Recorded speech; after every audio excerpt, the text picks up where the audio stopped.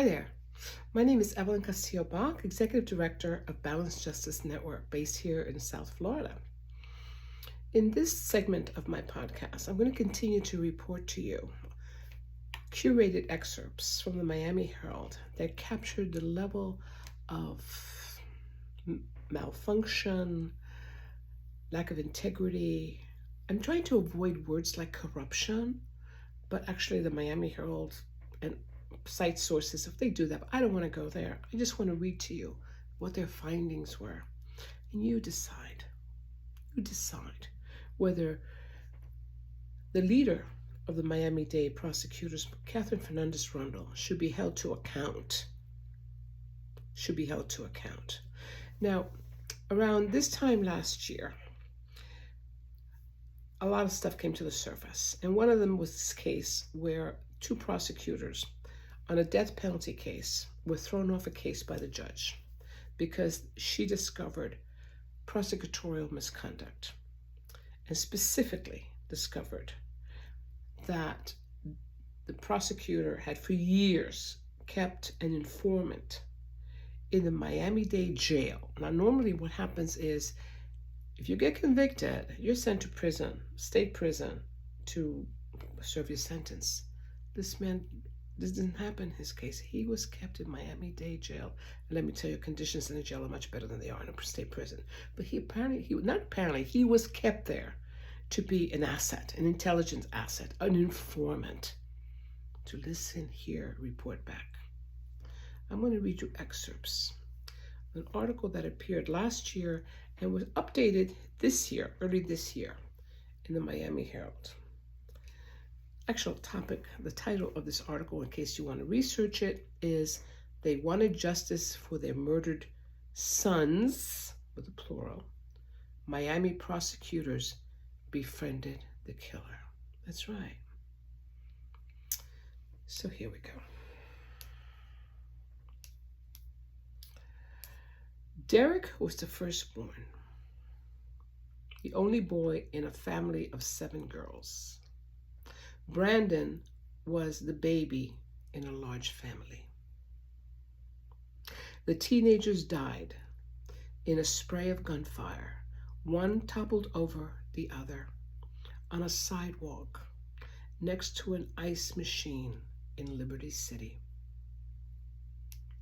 The 2009 shooting, which turned a dice game into a crime scene, was at the time one of the worst mass shootings in Miami's history, jarring a city suddenly under siege by gang members wielding assault rifles. So we're going back to 2009.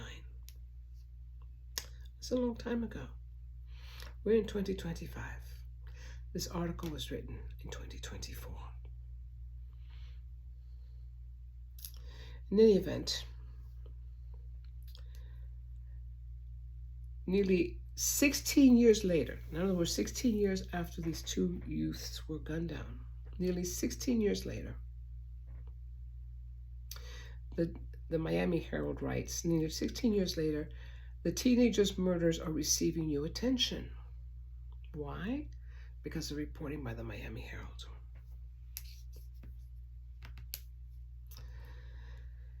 And this is hard. This is hard to read. The reporting by Miami Herald about a killer's confession. They were going to Miami Herald was reporting on a killer's confession and a quiet plea deal.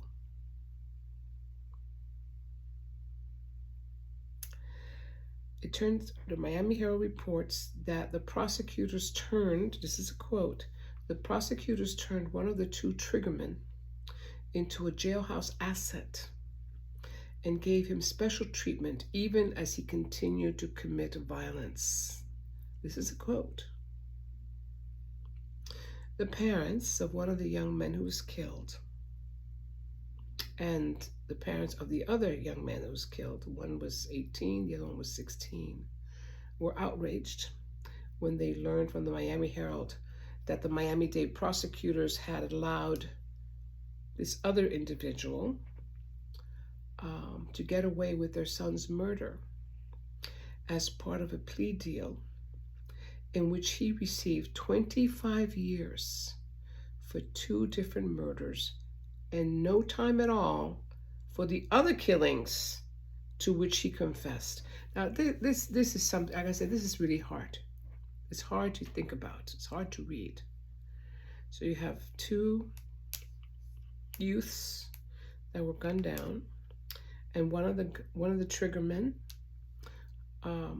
he made a plea deal. The prosecution, plea deals are common, but this plea deal is unique, right? Because apparently he not only was, according to this article, responsible for the death of these 2 other young men, but he had apparently has killed some other people. Hard to read.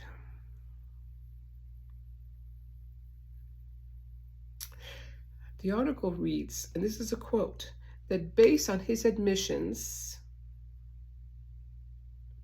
I'm not going to mention his name. He was involved in the shootings of 15 people, 6 of them fatal. But the Miami-Dade State Attorney's Office cut him a plea deal. The article reads, in exchange for the plea deal, this individual, he testified against co-defendants and cooperated as an informant within the Miami-Dade jail.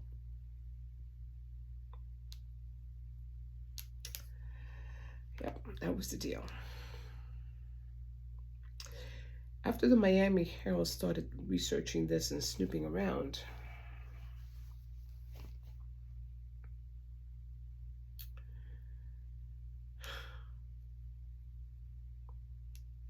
they discovered that the authorities had really tried hard to keep this case a secret, to keep it a secret from the families, that they had cut this deal with this admitted murderer of these 2 young men, of their sons.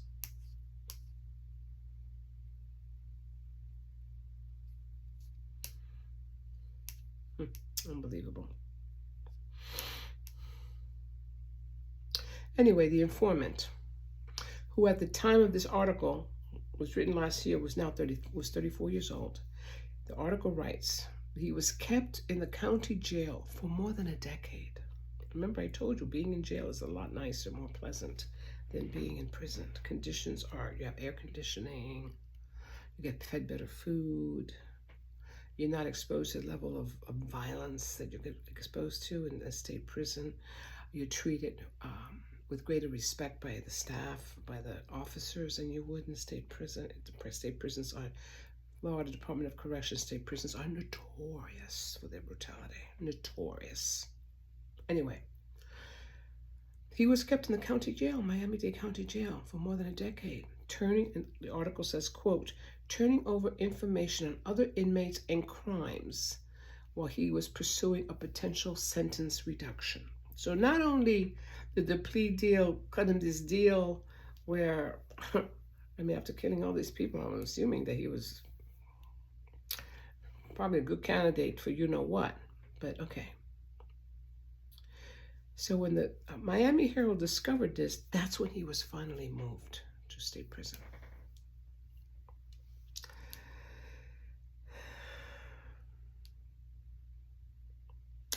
At the time of this article, which is typical, the leader of the state prosecutors, Catherine Fernandez Rundle, was asked by the Miami Herald to respond to all this. And she didn't. She didn't.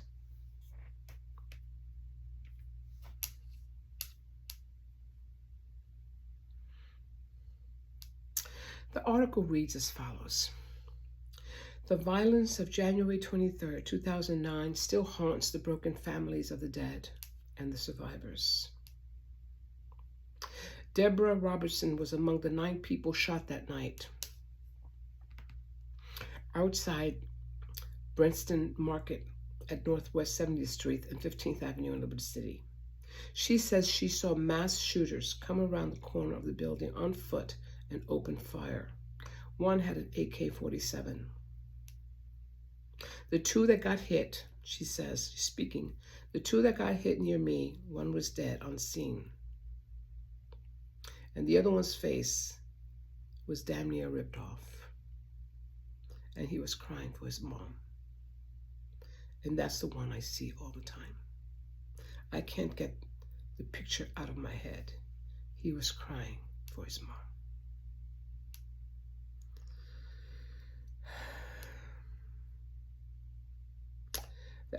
The article goes on to say that these two young men that were killed, called Derek and Brandon, the article reads, Derek and Brandon were not involved in gang warfare. They were unintended targets.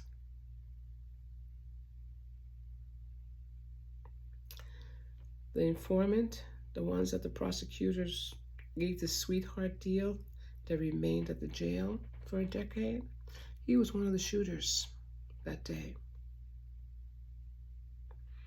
In deposition that he gave, he admitted that he didn't know them and he didn't have anything against them.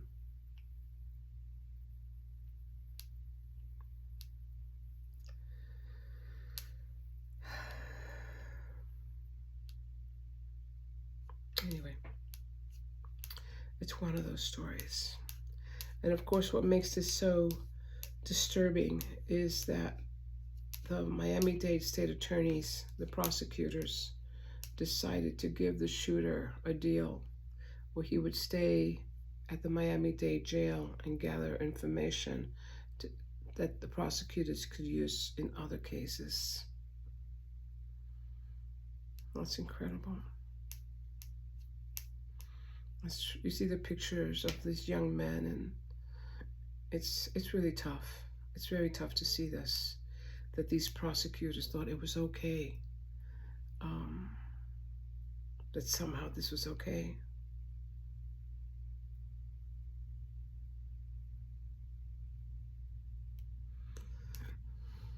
Anyway, the article goes on to say that this person who got the sweetheart deal, that he bared his heart out to this one particular prosecutor, admitted to all the murders that he had committed, all his gun crimes, the drugs, everything.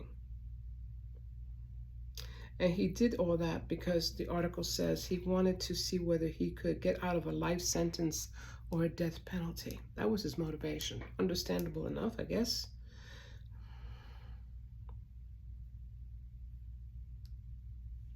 Unbelievable.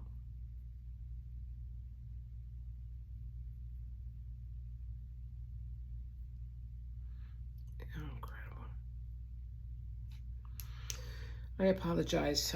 I'm pausing here saying incredible because I'm speed reading through what the Miami Herald reported on the level of depravity, the violence that he admitted to the prosecutor so that he could get a sweetheart deal informing on others. Anyway, the article says that it was a 25-year plea deal, and that the 25 plea deal is written in a way that prevents a reader from knowing who this particular inmate killed and whose murderers were being written off by the state attorney's office. So anyway, they give him a deal, but they word it in such a way that there's no way to know, for which one was he given a deal. It's all kind of very vague. It's simply, as the article says, it simply references dates when he gave hours of confessions, the transcripts or recordings of which have never been publicly released. Okay. It spells out that he will face no additional charges. Anyway, you get the essence of what happened here. These two prosecutors somehow managed to keep this individual out of state prison for all those years.